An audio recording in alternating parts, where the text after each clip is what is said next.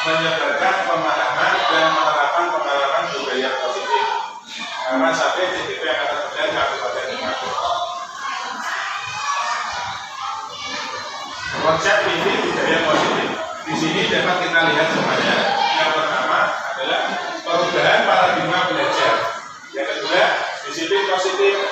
Yang ketiga, nilai-nilai kebajikan. Yang keempat, kebutuhan dasar manusia. Yang kelima, motivasi perilaku manusia. Yang keenam, posisi kontrol guru. 7, keyakinan kelas. Dan yang kedelapan adalah segitiga restitusi. Namun untuk kegiatan saya nanti yang akan saya angkat itu adalah tentang keyakinan kelas. Bagaimana cara membuat keyakinan kelas dengan baik beserta didik kita semuanya masing-masing. Untuk pembelajaran dengan paradigma baru.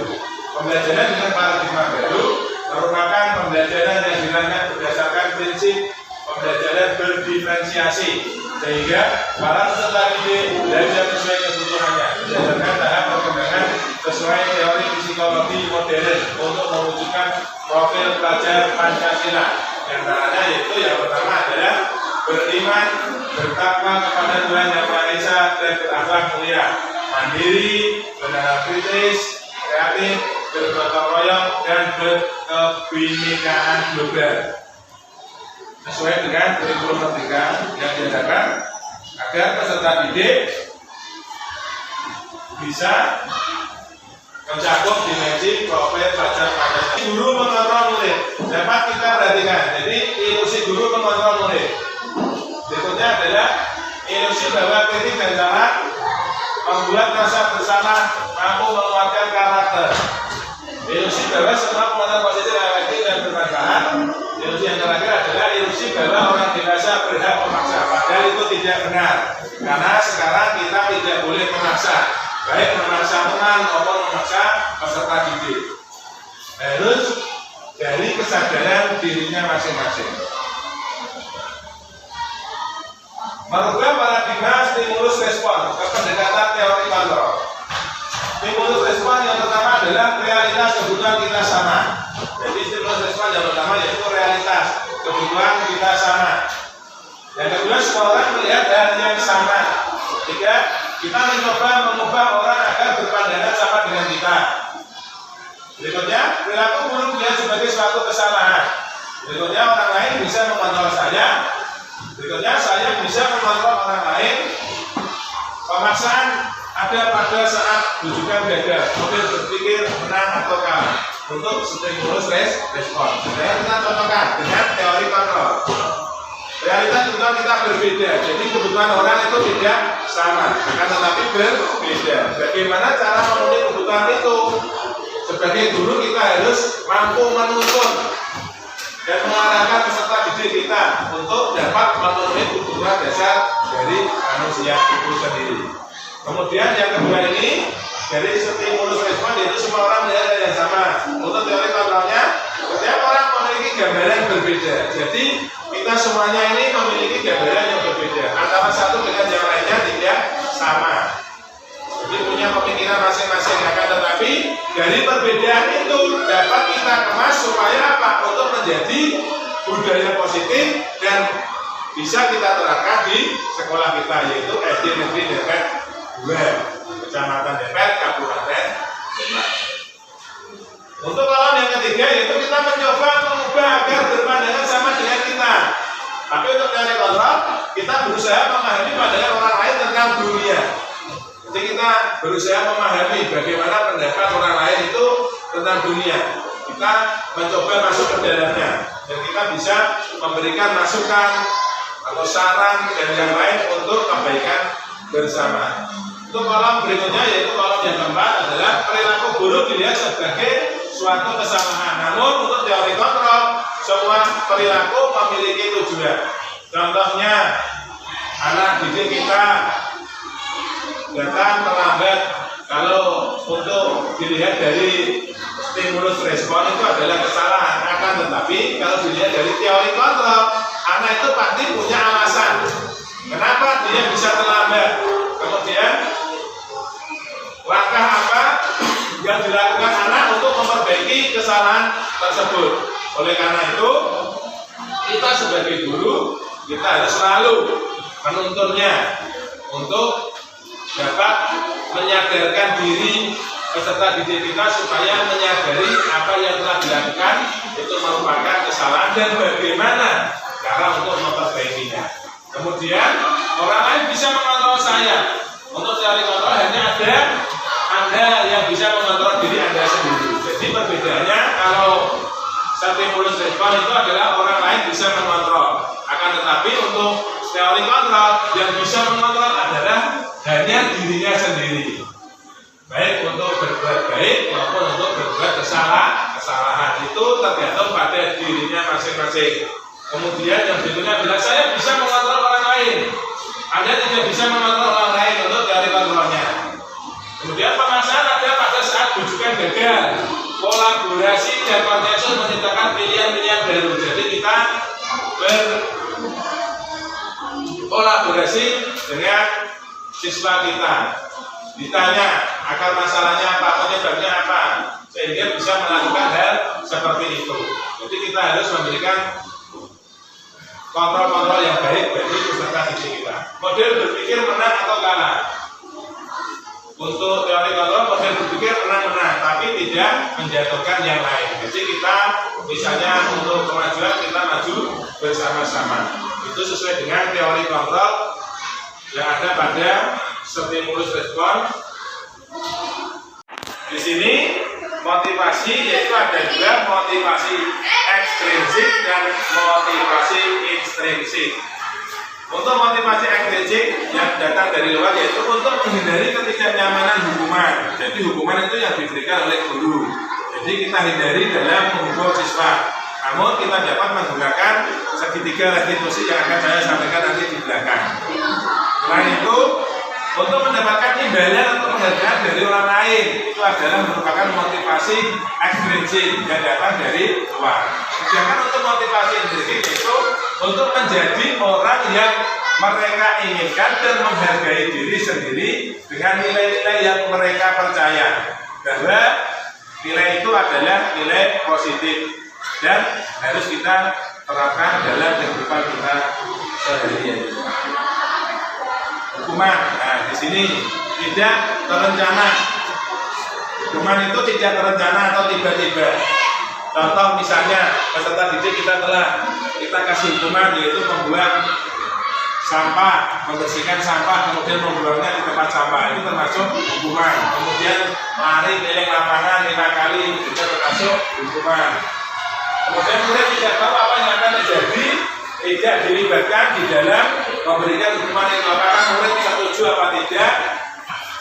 Itulah yang namanya hukuman. Tiba-tiba kemudian berakibat negatif bagi peserta didik kita. Bersifat satu arah, hanya guru yang memberikannya. Namun peserta didik tidak tahu. Kemudian berupa hukuman fisik atau psikis, itu namanya hukuman. Untuk konsekuensi di sini bisa bagus, bisa tidak. Jadi ada dua jenis. Karena apa? Konsekuensi juga membuat peserta didik kita bisa trauma dengan konsekuensi yang kita berikan kepada peserta didik kita. Yang pertama, terencana atau disepakati sesuai peraturan. Contohnya, misalnya tidak mengerjakan PR, menulis kalimat sebanyak 20 kalimat, itu termasuk konsekuensi. Karena apa? Anak sudah dikasih tahu dan mau, akan tetapi anak itu terpaksa, jadi tidak sukarela atau dia menyadari dengan kesalahannya. Kemudian yang kedua adalah murid tetap dibuat tidak nyaman. Tetap tidak nyaman karena apa? Menulis banyak tadi. Padahal itu juga sudah disepakati bersama dengan murid kita. Kemudian sehingga guru selalu memonitor murid. Jadi ketika murid tidak bisa PR, guru selalu melihat siapa yang tidak, misalnya si A tidak, itu selalu dimonitor. Kemudian untuk solusi yang terbaiknya adalah restitusi, yaitu proses menciptakan kondisi bagi murid untuk memperbaiki kesalahan. Jadi menyadarkan diri siswa kita, kamu melakukan kesalahan. Kenapa kamu melakukan kesalahan itu? Jadi disadarkan, setelah sadar apa yang harus kamu lakukan untuk memperbaiki kesalahan itu. Nanti murid kita akan sadar. Kemudian yang kedua adalah proses kolaboratif yang mengajarkan murid untuk mencari solusi sendiri. Jadi ketika murid itu bersalah, maka solusinya apa? Biarkan kita kasih kesempatan, kita kasih tanggung jawab kepada murid kita untuk menyelesaikan permasalahan itu sendiri. Jadi ketika murid itu tidak bisa, baru kita arahkan, kita dampingi untuk berbuat langkah-langkah seperti apa yang harus dikerjakan untuk kedepannya. 5 posisi kontrol yang harus dimiliki oleh seorang guru. Yang pertama adalah menghukum. Tadi sudah saya jelaskan di depan bahwa menghukum itu tidak efektif untuk membuat sedia anak, malah akan menimbulkan rasa trauma yang mendalam bagi anak. Bahkan dulu Bapak Ibu semuanya ketika sekolah pasti masih ingat ketika dihukum oleh gurunya. Bagaimana rasanya pasti sekarang masih ingat. Karena saya sendiri juga masih ingat pada waktu itu ketika saya telat, saya disuruh membersihkan halaman sekolah sampai bersih. Bahkan dilihat teman-teman semuanya seperti itu, malu rasanya dulu. Yang kedua adalah membuat merasa bersalah. Ini juga menyadarkan anak. Jadi anak dibuat supaya apa? Merasa bersalah sendiri, dengan hatinya sendiri. Oh ya, saya salah Pak, saya salah Bu. Kemudian sebagai teman, jadi kita dulu juga harus berperan sebagai teman. Dengan siswa kita dekat teman. Jadi tidak ada jarak di antara kita. Misalnya, kalau zaman dulu itu anak dengan guru sangat takut sekali, tapi zaman sekarang berbeda karena pendekatannya juga berbeda. Kemudian yang keempat adalah pemantau. Pemantau itu adalah tugas seorang guru adalah memantau aktivitas kegiatan apa yang dilakukan anak-anak didik kita di dalam kelas maupun di luar ruang kelas maupun di dalam kehidupannya sehari-hari di masyarakat. Namun yang paling penting yang harus kita miliki adalah posisi kontrol seorang guru, yaitu manajer sebagai pengelola. Jadi manajer ini harus kita miliki. Karena apa? Untuk mengelola bagaimana jalannya pembelajaran atau pendidikan kita selama 1 tahun di tempat tersebut. Kalau kita tidak bisa sebagai posisi manajer, maka yang terjadi akan timbul masalah-masalah yang baru di dalam kelas tersebut. Keyakinan kelas. Mengapa keyakinan kelas? Mengapa bukan peraturan kelas?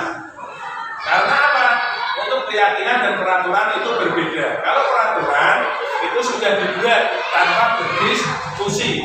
Akan tetapi ketika keyakinan itu didiskusikan dulu dengan peserta didik, kemudian diambil keyakinan-keyakinan mana yang kita sepakati untuk dijadikan keyakinan kelas. Dan kemudian disetujui oleh semua warga kelas atau anggota yang ada di dalam kelas tersebut. Nah, ini pembentukan keyakinan kelas. Yang pertama bersifat abstrak, yaitu berupa pernyataan universal, dibuat dalam pernyataan positif. Jadi kalimatnya positif. Waalaikumsalam warahmatullahi wabarakatuh. Dalam pelaksanaan saya masuk tahun pelajaran yang sudah membuat malah ada anak itu yang melanggar itu disampaikan pada ibu. Nah terus saya diberi masukan dulu harus gini. Padahal keyakinan kelas itu kan yang memberat antara guru sama siswa. Dan bagaimana solusinya?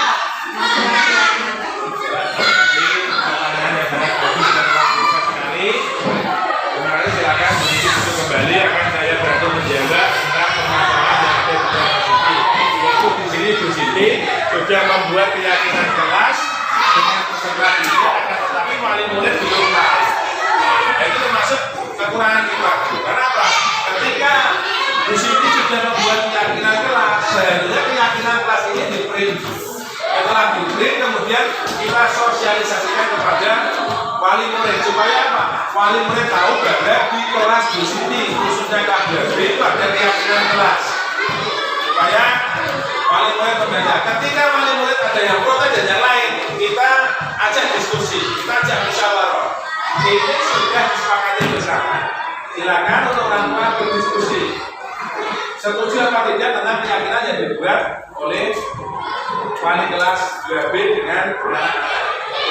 Jadi lain kali ketika itu membuat keyakinan untuk komunikasikan, kemudian ditempel di itu orang tua yang tahu kita sosialisasikan dengan lewat grup WhatsApp, foto kemudian dikirim. Apakah ada yang direvisi apa tidak? Kalau sudah dikirim baru nanti ditandatangani, disahkan kemudian dilakukan untuk dikerjakan selama 1 tahun ajaran tersebut seperti itu. Jadi di sini sudah bagus teman-teman, namun kekurangan dari di sini tadi adalah belum mensosialisasikan kepada wali murid. Makanya wali murid ketika tidak mengerjakan PR dikasih konsekuensi membayar uang kas misalnya, itu termasuk keyakinan kelas, akan tetapi masih tidak ada yang keberatan. Oleh karena itu sebelum mesahkan atau menghadirkan tadi untuk keyakinan kelas, kita harus sosialisasi dulu. Karena di sini adalah yang berkepentingan yaitu kepala sekolah, guru, siswa, wali murid. Jadi 4 komponen ini harus ada. Kalau ada salah satu yang tidak setuju, maka batal keyakinan kelas tersebut atau peraturan sekolahnya. Karena apa? Tempat-tempatnya itu harus sinkron, jadi satu supaya berjalan dengan baik.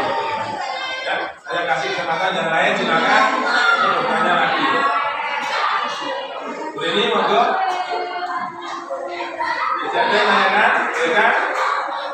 Tanya apa saja boleh. Bebas. Ayo menanyakan. Ini ada yang kurang jelas ini sudah jelas.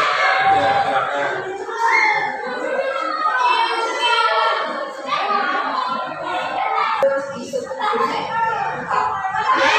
Iya, karena kita yang pertama itu adalah keinginan kita dari kepala sekolah, yang kedua guru sendiri sebagai wali kelas, kemudian yang ketiga adalah murid untuk pada kelas, kemudian wali murid itu adalah pendukung dari kelas. Untuk murid yang namanya itu adalah wali murid, sedangkan guru di sekolah yaitu sebagai penuntun pembimbing, mengarahkan. Kita memfasilitasi teman didik kita untuk apa? Untuk menggali potensi dirinya. Jadi anak-anak itu diibaratkan seperti gunung es. Jadi gunung es itu yang pertama adalah permukaan anak-anak, tapi yang dalamnya itu lebih besar. Jadi potensi yang ada itu masih tersimpan. Dan tugas kita sebagai guru bagaimana kita bisa memunculkan potensi-potensi yang ada pada peserta didik kita. Itu adalah tadi membuat keyakinan kelas. Keyakinan kelas ini adalah keyakinan yang dibuat bersama-sama siswa dan untuk dijalankan, disepakati bersama. Tapi 4 komponen. Jadi ketika nanti Bu Siti membuat keyakinan kelas, di sini mengetahui kepala sekolah, wali kelas, kemudian perwakilan siswa dan disetujui orang tua. Nah, itu lebih lengkap dari dia. Karena apa? Arti kita di dalam melakukan pembelajaran dan pertanyaan kita harus selalu membuat keyakinan lagi. Bahkan ketika saya mengikuti pendidikan guru negara ini, sebelum saya mulai kegiatannya, pasti membuat keyakinan lagi dulu. Bagaimana? Untuk Junda misalnya nanti menerima telepon, bisa menerima tapi langsung menerima. Itu keyakinan kelas ya, harus disepakati. Bahkan kita selalu diajarkan dan disuruh untuk membuat keyakinan kelas. Karena apa? Ini termasuk nanti kekuatan kita ketika ada permasalahan, kita langsung ingatkan. Baik orang tua, diri kita sendiri sebagai guru, kepala didik, kepala sekolah, ketika lupa kita tanyakan, masih kan enggak keyakinan kelas yang kita buat dulu pertama waktu awal masuk sekolah. Nah, jadi keyakinan kelas ini seharusnya digunakan, jadi di print out digunakan. Tapi untuk sebelum membuat keyakinan kelas ini, kita harus memfasilitasi dulu. Jadi jangan anak-anak itu tidak mengeluarkan pendapat, tapi anak-anak itu harus berpendapat sendiri. Ditulis di kertas plano ini. Kemarin saya seperti itu pada saat pendidikan. Biasanya membuat saya jadi peserta, jadi murid juga, jadi guru juga sama. Jadi harus, ya apa contohnya? Datang 4 waktu. saling menghargai, saling menghormati, tidak membuli, jadi diharapkan. Kemudian kalau bisa untuk konsekuensi denda mendenda dan yang lain itu ditinggalkan, karena hubungannya dengan kuat, anak riskan sekali. Malah anak-anak itu nanti bisa seperti tadi yang disampaikan oleh Bu Siti, menyampaikan kepada panitier ada juga kesepakatan pelajaran. Terima kasih. Itulah tadi paparan diseminasi tentang budaya posesif dari saya. Semoga menambah ilmu wawasan baru bagi saya sendiri khususnya, umumnya bagi rekan-rekan semuanya, dan bisa diterapkan dalam pembelajaran di kelas masing-masing. Demikian yang bisa saya sampaikan. Kurang lebihnya saya mohon maaf yang sebesar-besarnya. Wabillahi taufiq wal hidayah. Wassalamualaikum warahmatullahi wabarakatuh. Salam dan baik. Terima kasih. Itulah tadi paparan diseminasi tentang budaya posesif dari saya. Semoga menambah ilmu wawasan baru bagi saya sendiri khususnya, umumnya bagi rekan-rekan semuanya, dan bisa diterapkan dalam pembelajaran di kelas masing-masing. Demikian yang bisa saya sampaikan. Kurang lebihnya saya mohon maaf yang sebesar-besarnya. Wabillahi taufiq wal hidayah. Wassalamualaikum warahmatullahi wabarakatuh. Salam dan bahagia.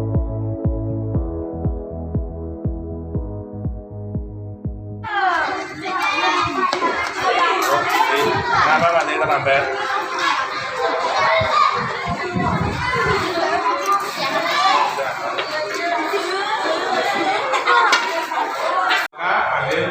Panggil ke sini berapa? Tadi Pak Guru lihat panggil berangkat ke sekolah terlambat. Iya apa tidak? Kenapa panggil bisa terlambat? Kesiangan. Tadi malam panggil belajar apa tidak? Apa yang dilakukan panggil? Malam baby. Sampai jam berapa? Jam 11. Acara apa? Jadi di sini Pak Guru itu menanyakan bahwa Fadil kenapa bisa terlambat datang ke sekolah itu perbuatan baik apa tidak ya? Kenapa bisa tidak baik?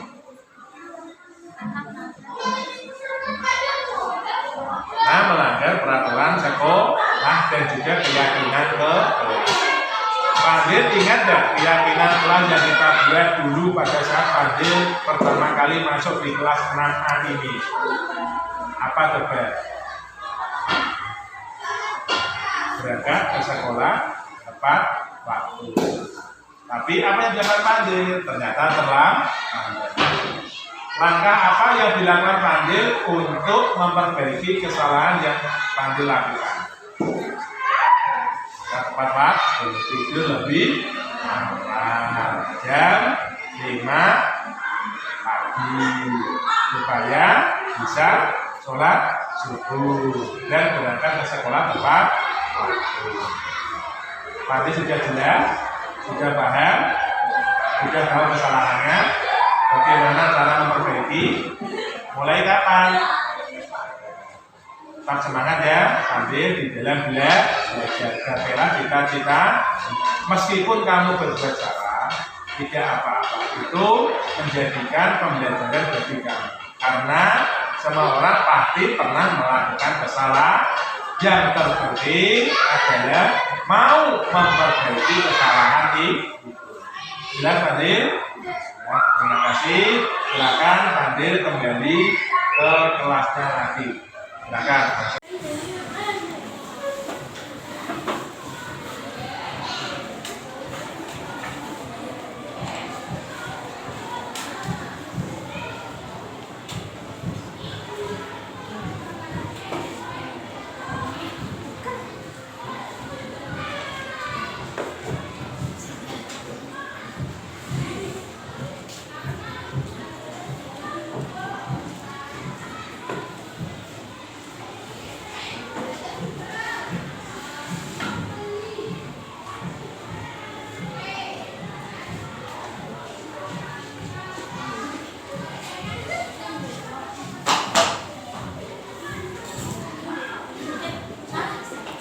Tahu enggak Pak Guru panggil ke sini untuk apa?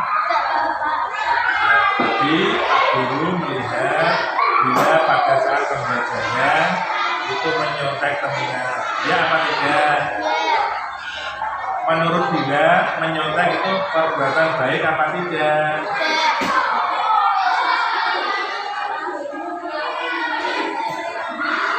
Bila tahu bahwa itu perbuatan tidak baik, masih ingatkah dengan keyakinan kamu tadi? Apa tidak? Tidak boleh menyontek. Tapi bila tadi menyontek, kenapa? Tadi bila bisa menyontek, tidak belajar tadi malam. Nah yang dilakukan bila apa tadi malam? Menonton TV. Nah, jadi tolong kalau malam itu belajar supaya bisa dan tidak menyontek temannya lagi. Paham di? Sudah jelas? Apa yang dilakukan bila untuk memperbaiki kesalahan bila tadi? Dengan sungguh supaya tidak menyontek lagi.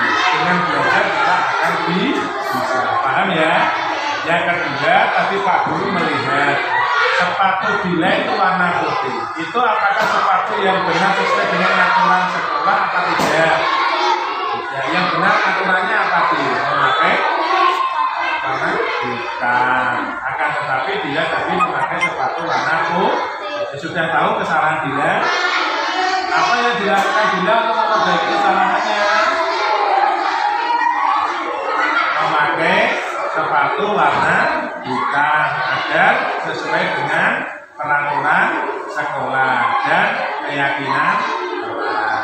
Sudah jelas ya bila ada dua kesalahan tadi. Yang pertama menyontek, yang kedua memakai sepatu warna putih. Tapi tidak apa-apa. Yang namanya manusia itu pasti pernah melakukan kesalahan. Akan tetapi kita harus bisa memperbaiki kesalahan itu supaya menjadi apa? Orang yang lebih baik lah. Lebih paham di keyakinan telah kita juga sudah ingat, sudah paham. Yang pertama tadi tidak boleh yang kedua memakai seragam sepatu warna hitam. Jelas ya? Nah, jadi ketika bila melakukan kesalahan, maka konsekuensinya adalah bila mendapatkan peringatan dari Pak Guru. Jelas ya? Mulai kapan? Bila nanti akan memperbaiki kesalahannya. Jadi terima kasih. Silakan bila kembali ke kelasnya lagi.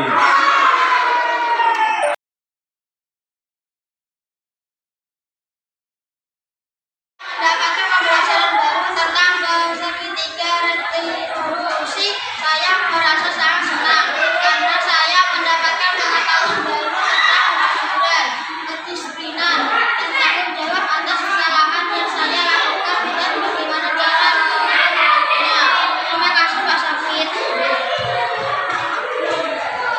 Mendapatkan pembelajaran tentang segitiga retribusi. Saya merasa sangat senang karena saya mendapatkan pengetahuan baru tentang kejujuran, kedisiplinan, dan tanggung jawab atas kesalahan yang saya lakukan dan bagaimana cara untuk memperbaikinya.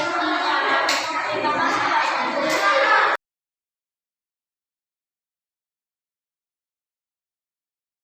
Ya, terima kasih. Sekarang kita mencatat dulu untuk kegiatan yang saya sampaikan tadi tentang budaya positif. Silakan apabila ada yang ingin bertanya bagaimana pada saat saya melaksanakan desimulasi tentang budaya positif, bagaimana perasaan itu tadi? Begini Pak, setelah Pak Safid melakukan uraian tadi, saya sangat senang sekali, dimana saya tadinya nggak tahu menjadi tahu. Saya bisa tahu kontrol dulu beberapa saja tadi, terus ada segitiga restitusi dan ada juga apa itu yang Keyakinan keyakinan kelas, di mana tadi sudah saya uraikan dalam kelas Anda itu terjadi masalah seperti itu. Terima kasih Bu. Jadi gini, untuk desiminasi yang tadi saya sampaikan kepada Ibu dan teman-teman tadi itu merupakan hal yang baru bagi Ibu ya. Iya. Jadi untuk kedepannya apa yang akan dilakukan Ibu setelah mendapatkan desiminasi dari saya untuk dipraktekkan di kelas Ibu? Ya, saya akan memperbaiki kesalahan yang saya lakukan, Pak. Karena saya tahu, oh begitu menjadi guru, menciptakan suatu apa tadi budaya positif di sekolah, terus nyatanya hukuman itu tidak boleh atau itu kan tidak boleh. Karena gini Bu, untuk hukuman sendiri itu nanti akan berdampak negatif kepada anak. Jadi anak akan trauma. Kemudian ribet itu juga akan gini, kok anak itu terus yang dikasih. Padahal kita itu pendidikan harus berpusat kepada murid, oleh semua murid itu memiliki hak yang sama yang harus kita penuhi sebagai guru. Karena apa? Guru adalah sebagai fasilitator, kemudian sebagai manajer untuk mengelola kelas dengan baik selama 1 tahun pembelajaran. Karena kan kita kadang di kelas 2, misalnya tadi seperti itu di kelas 2, akan tetapi untuk tahun pelajaran depan kan tidak tahu apakah masih di kelas 2, apakah pindah kelas, karena kita selalu dirolling oleh kepala sekolah. Namun dari itu tidak menjadi sebab, karena apa? Kita sebagai seorang guru, kita mampu mengupgrade untuk ilmu kita, kemudian pengalaman kita memanfaatkan seperti komunitas praktisi yang ada. Itu apa? Menambah pengalaman kita, menambah wawasan kita, apalagi sekolah kita sekarang sudah menggunakan kurikulum Merdeka Mandiri juga. Jadi khususnya untuk perubahan-perubahan itu ketika guru tidak bersemangat untuk menjadi leader, untuk menjadi manajer, maka perubahan itu tidak akan terjadi. Oleh karena itu saya mengajak kepada Bu Siti untuk terus bersemangat supaya apa? Untuk memajukan sekolah kita bersama. Iya Pak, terima kasih atas uren tadi yang Bapak sampaikan, bisa menambah wawasan saya, menambah ilmu saya buat kedepannya nanti untuk kesuksesan keberhasilan dalam kita mendidik anak. Jadi seorang guru itu adalah sebagai fasilitator. Kita tugasnya hanya mendampingi, menuntun jadi anak supaya sesuai dengan kodratnya, baik kodrat zaman maupun kodrat alam. Karena di dalam pembelajaran untuk kurikulum Merdeka sendiri itu berpusat kepada anak. Ibarat guru itu adalah petani atau pekebun yang hanya bisa merawat, mendampingkan apa? Anak itu memiliki potensi sendiri. Ibarat gunung es. Yang terlihat itu kan cuma puncaknya saja, tapi di dalam yang ada di lautan es itu lebih besar daripada yang tampak. Oleh karena itu, kita sebagai guru kita harus membangkitkan potensi yang ada kepada anak didik kita supaya apa? Dia tahu dan sadar diri untuk mengembangkan bakat dan potensi yang dimiliki. Seperti itu. Ya, terima kasih Pak. Ya, jadi selain itu guru juga harus tetap semangat meskipun dikatakan usia guru itu sudah tua, yang namanya belajar itu tidak pada usia. Tetap semangat untuk generasi-generasi penerus bangsa, karena kita sebagai guru kita harus mengawal, mendampingi, menuntun supaya anak itu bisa mencapai cita-cita yang diinginkan. Kemudian selamat dan bahagia sesuai dengan apa yang dilakukan oleh pemerintah.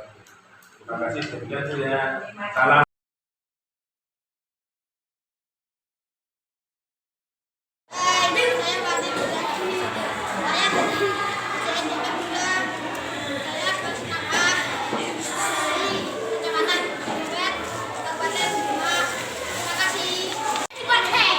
Ayo, lagi.